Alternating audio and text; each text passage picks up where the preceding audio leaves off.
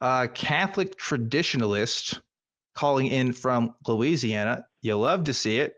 Let's find out what we're talking about. Hello, Catholic traditionalists. You are live on Truth Wanted. What's going on? Hello there. How you doing? You could just abbreviate it by calling me CT. Sounds good, CT. Appreciate it. How can we help you today? Yeah, ontological intelligibility proves God. Okay. What does that mean? Yeah, so let's say I define God as an intelligent agent, in other words, the thinking being that instantiates and imposes all states of affairs, eternal, meaning he doesn't have any beginning. Well, not with regards to all things, but the set of all things that you perceive to exist. Would you agree that ontologically, all those things have the nature and being of being intelligible? In other words, you're able to understand them at a basic level. Like, for example, let's say you've never heard of atoms or molecules, but you are able to perceive that there's a table in your kitchen. So it's a basic level of understanding. You would agree that you at least have a basic level of understanding with regards to these things, right? I don't know that I can even say I have a basic level of understanding of where this argument is going, to be honest with you. I mean, like, I can understand, some things may be simpler than other things that may be contained within the set of the same thing, I guess. I don't know how we get to God from that in any way. I mean, we can define sets all day. I'm sure Blitz can tell you even more about set theory than I ever could, right? But, like, I just don't see why suddenly God appears and all that. Okay. Well, could I just get an answer to my question? Yeah, I don't know if I even. The set of my answer is empty. Okay, so that's what you're getting there. I don't have any answer for you. I don't know. Blitz, do you have an answer? You don't know whether you're able to understand things on a basic level. Then how is it you're perceiving these things? I mean, that is not really what you asked. Do I understand things at a basic level? Is such an ambiguous. That is what I asked. Yeah. It's such an ambiguous statement that doesn't really mean anything. What does it mean to understand things at a basic level? My understanding of what something could be at a basic level is going to be different from what a 5-year-old understands at a basic level or what my cat understands at a basic level. So that in itself doesn't really tell me anything.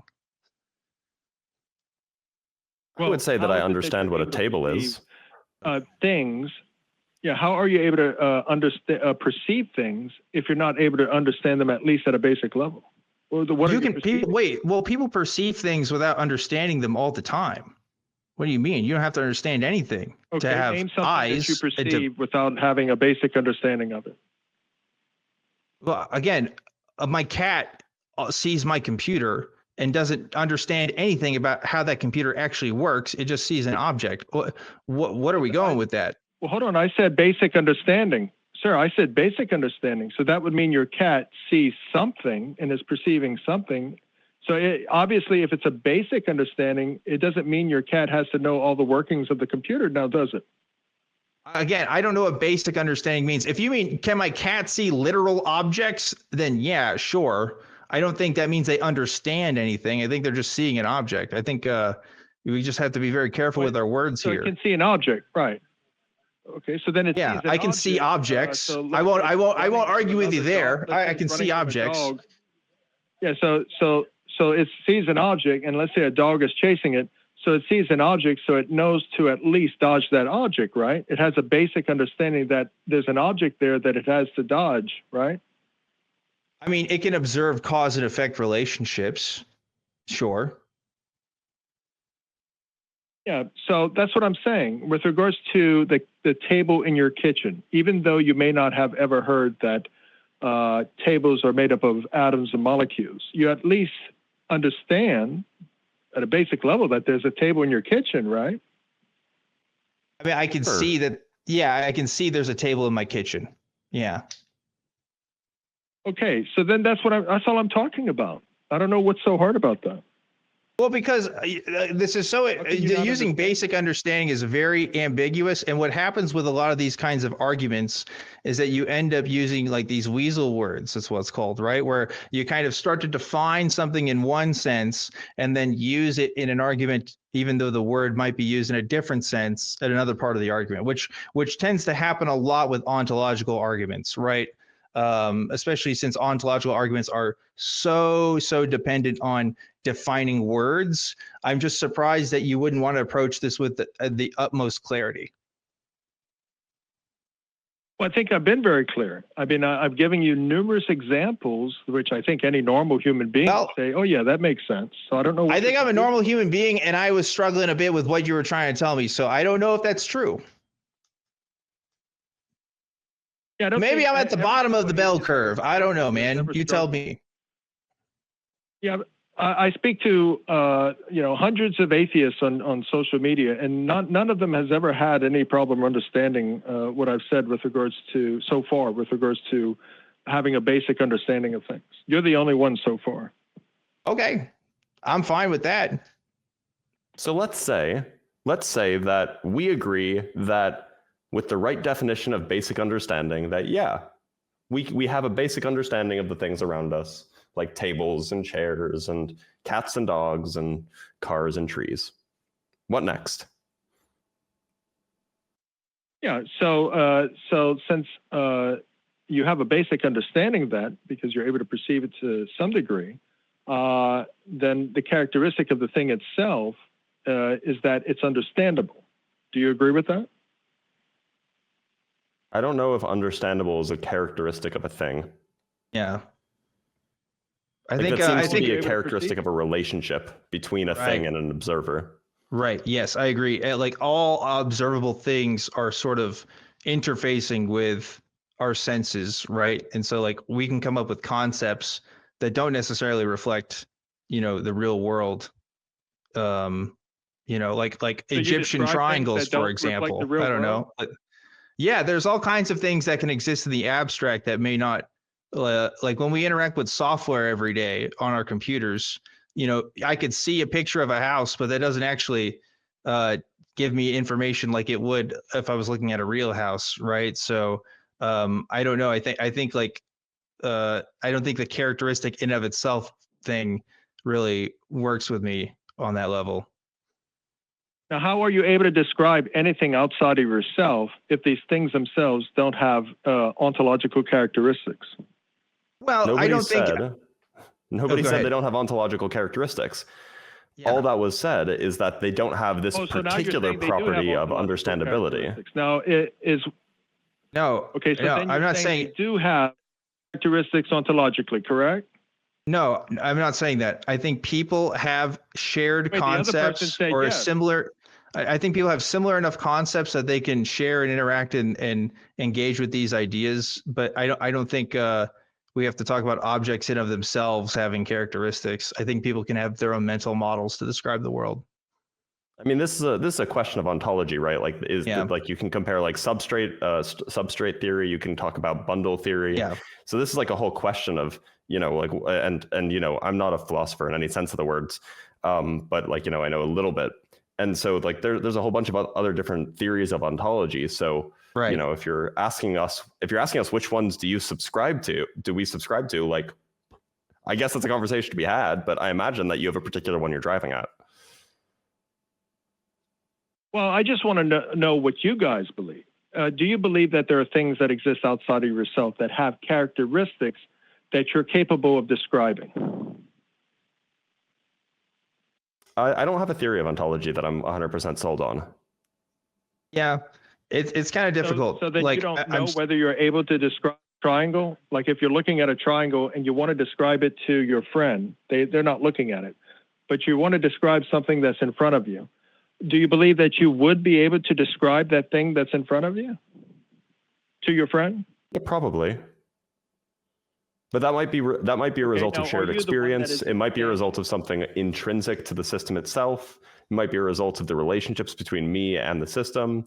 It could be a whole lot of things. I mean, like, personally, I kind of lean towards some sort of like bundle theory or something sort of between substrate theory and bundle theory. So like I tend to, like, I'm a physicalist, so I tend to think that there are at least like some features of reality that we're accessing with our senses, but not everybody thinks that.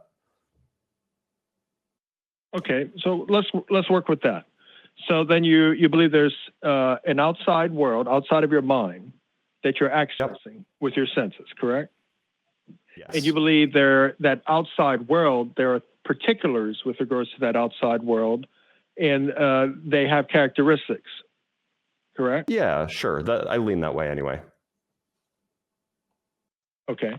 And those characteristics are not dependent upon you by their very nature. In other words, if you popped out of existence, they would still have those characteristics, right? That's a very hard question. Namely, the question is whether or not properties exist on their own, or if they're features of minds interacting with things that have ontological status. So generally, I'm some sort of like, I'm generally kind of skeptical of like properties having like their own ontological status on top of like the thing itself. But again, I don't have like a fully fleshed out ontology that I'm 100% convinced of. Suffice it to say, I'm skeptical of this idea that properties exist without minds, you know, kind of observing or detecting or measuring them. Well, I don't disagree that you would need a mind to go ahead and perceive the thing, but with regards to the characteristics themselves, let's say there's not a mind that's observing the thing itself. Do you believe that that thing itself ceases to have characteristics? Like, for example, if you walked out of the room, the kitchen, does the table no longer have characteristics of a table? And only when someone else walks into the room, then the table all of a sudden magically now has characteristics of a table? So again, is that what you believe? No concrete theory here, but the idea here is something like characteristics or properties are defined by a mind, meaning that they don't exist absent minds to begin with. So like you might perhaps you think it sounds absurd, but like if you just view properties as like a thing that minds do, then it's perhaps not that absurd. But anyway, why don't you actually like, it would be good if you actually just presented the syllogism that you'd like to make, because otherwise it's going to take us a long time and we don't have time for that. Yeah. Yes, I just find it strange that you atheists have such strange beliefs with regards to things that are outside of your mind. I don't really speak to many atheists that believe the way you guys believe. Very strange. I mean, nominalism is definitely a thing. I don't know why you haven't encountered. So yeah, like I don't know why you haven't encountered other atheists that are also nominalists. I think like by and large, probably most nominalists are atheists, if I were to guess. And I mean, you know, but that's purely speculation. I've ever spoken to admit that, these things that exist outside of a person's mind have characteristics in and of themselves, and that we're simply perceiving those characteristics. But you guys apparently don't believe that, so that's a little strange that you don't believe that. Kind of sounds like you live in sort of la-la land. But okay. Yeah, that's right. We live in la-la land. Characteristics of things outside of oneself. That since they have the characteristic of being understandable, otherwise you wouldn't be able to perceive them. Then all these things are simply nothing more than information that you're perceiving. And that information has to have the characteristic of understandability. Otherwise, you wouldn't be able to perceive it in the first place. So, it does exist ontologically in regards of yourself, because if you were to cease to exist and somebody else came along, they would see what you were seeing.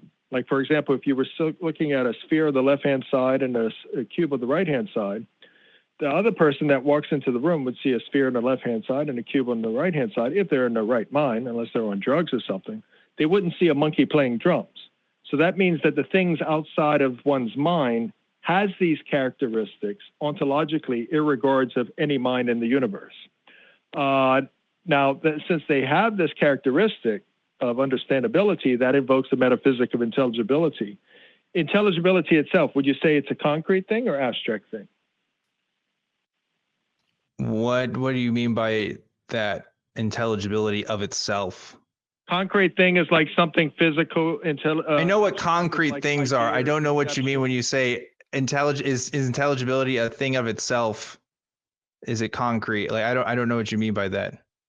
What's your understanding of the word intelligibility? The question: do you believe intelligibility is a concrete thing or an abstract thing? That's a question, not a statement. Again, I don't know what I guess abstract, if I'm going to go with this. Just bbefore we continue, so with regard to I thought I did ask you to just make the syllogism rather than asking questions. Otherwise, this will take forever. Sure. I'll do that right now. So with regards to things that are abstract, it necessitates a mind because it invokes perceptions, ideas, and concepts, all of which require a mind. So obviously that mind is what's instantiating and imposing the very intelligibility itself with regards to all things, because you've already admitted that with regards to all things that are outside of our mind, they exist ontologically, irregards of ourselves. So we're not the ones that's instantiating and imposing the very intelligibility, ontological intelligibility of all things. So that means there's some other mind that's doing it, and that mind is the mind of God. I mean, I literally argued against that like 5 minutes ago, but yeah, okay, sure. You really got me on the thing I didn't say, like at all. Does your argument does it have a response to nominalism, like property nominalism, or does it just assume that nominalism is false and go from there? Yeah, you did say it because you said that intelligibility is an abstract thing. Abstract things necessitate a mind. Okay, well, I think you should answer Blitz's question. What was the question? Does your argument have any response to nominalism, such as property nominalism, or does it just assume it's false and go from there? Nominalism, what do you mean by nominalism? What is that? Nominalism is a philosophy. It's like an ontological position, I suppose. I guess it's also like a metaphysical position, but it's the position that, if you're talking about property nominalism, then it's the idea that properties are merely like a kind of like a language game. They're not like a thing that have ontological status in themselves. If you're like a logical nominalist, then you think that logic is like a language game, that it's just like a way of naming things and talking about things in a way that's useful for communication rather than having, again, ontological status in itself. It's a form of it's an ontological position. It's a metaphysical position. But the point is it kind of rejects a lot of, depending on the type of nominalism, it'll reject ontological status for various things. Oh, well, that just sounded like a lot of word salad to me. What I believe is simply that that's hilarious. All things that's so funny. Is simply information. And with regards to I'm sorry your script doesn't cover nominalism. I suggest that you should go look that up so that you can actually encounter and have real conversations with people instead of just reading off of whatever you're reading. Right? Because like I think what's cool about being a human being is that we can engage with each other about our own individual ideas without having to follow a script and making things like really weird and really uncomfortable for everybody involved, right? And telling other people what they believe, even though they may say otherwise. So I don't think you're going to win a lot of hearts that way. But you're the guy that's talked to hundreds of atheists online, so you tell me, And he's never run into any nominalists? Yeah, that surprises me. Because it's not like that advanced of a concept, I'd say. I mean, if you're in this space, at least it's going to come up, right? So I don't know. Anything else before we let you go, CT? Yeah, I just want to say that you guys need to accept Jesus Christ as your. It's cute. Yeah, I remember when Jesus, when he was talking to the poor, and he was like, "So, what's your ontological position on?" Like objects, do you think they have properties within of themselves? Or I remember that he was really big on. And then Peter was like, no, don't you know they're actually only abstract objects? There are no concrete objects. Right. See, when I multiply this fish, I'm multiplying the abstract object of the fish. I mean, multiplication is an abstract operation. Like 2 times 3, it's not concrete. Yeah. Man, it's just sad. It's sad, CT. Like, go live your life. It's a Friday night, have some fun, meet some people. The whole script thing, you may make you feel good at the end of the day because, you're using a lot of big words. You get to talk about how cool your ideas are, but are you actually convincing people? I mean, I get it. It's convinced you, but like, how many times have you used it on people? And have they been like, oh, yeah, that makes sense. I guess I'm a Christian now. Like, come on.